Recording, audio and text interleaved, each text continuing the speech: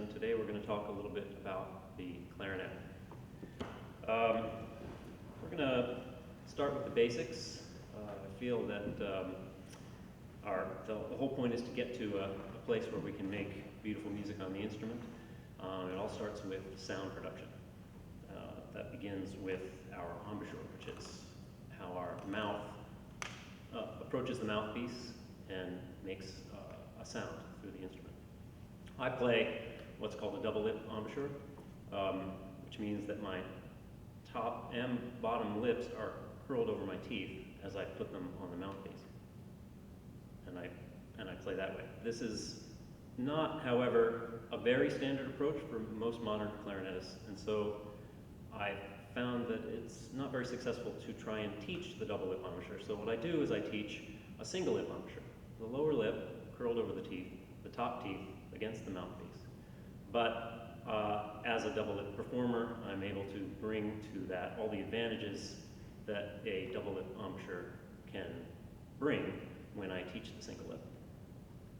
And that is keeping an active top lip against the top of the mouthpiece, although it's not underneath your teeth. It means keeping pressure down on top of the mouthpiece so that you're not biting from the bottom, and it forces the sides of your mouth into a little bit of a smile as they press up against the edges of the mouthpiece.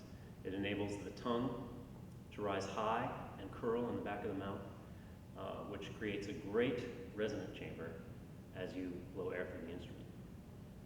And doing that, you're able to make a very nice sound.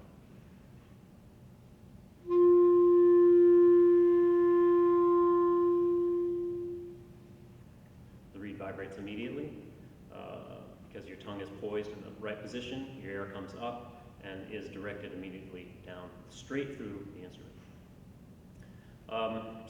So that is the first challenge, is creating an embouchure that's comfortable and works well so that you can create a sound. Then we have to breathe. It's very important that we breathe slowly, warmly, and deeply, therefore using our diaphragm muscles to help us get the air back up and through the instrument. With the proper embouchure and the resonance chamber in the mouth created, that enables the air to go through the instrument directly and warmly so that you can resonate all the wood in the clarinet as you're pushing the sound through. Best way to work on this, I've found, is through long tones.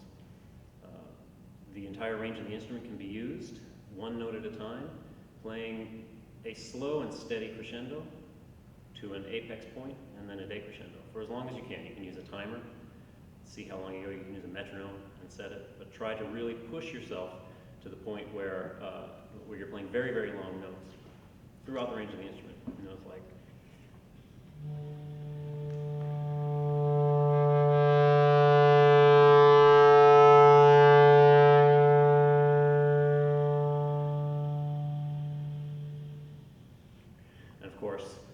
the longer you work on your breath support, the longer you'll be able to hold notes like that.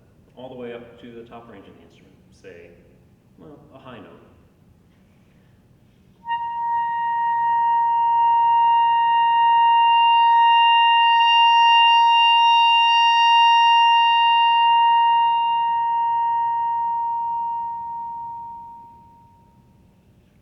And again, because of our time constraints here, I'm not holding these notes out as long as I would in my practice room.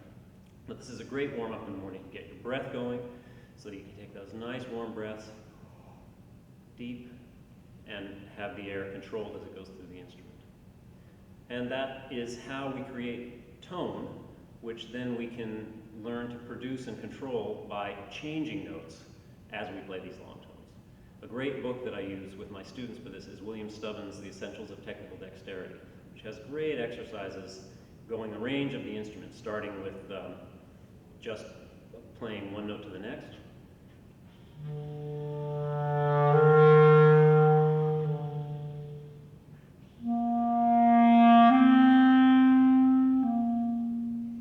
Taking usually much longer to play those notes, but ranging all the way up through octaves and even more.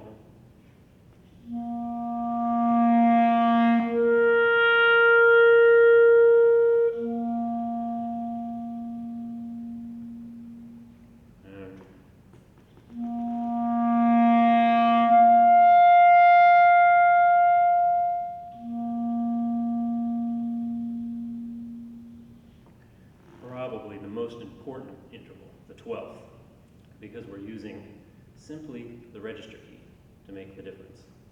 And it requires that your air quality and speed be the same as you make the interval difference. And just you allow that register key to open up the top.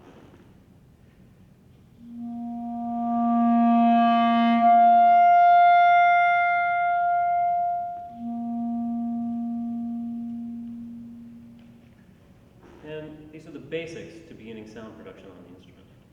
So I want to thank you for joining me on this little journey through the clarinet. Hope that you'll stick around for the next segments. Thank you very much.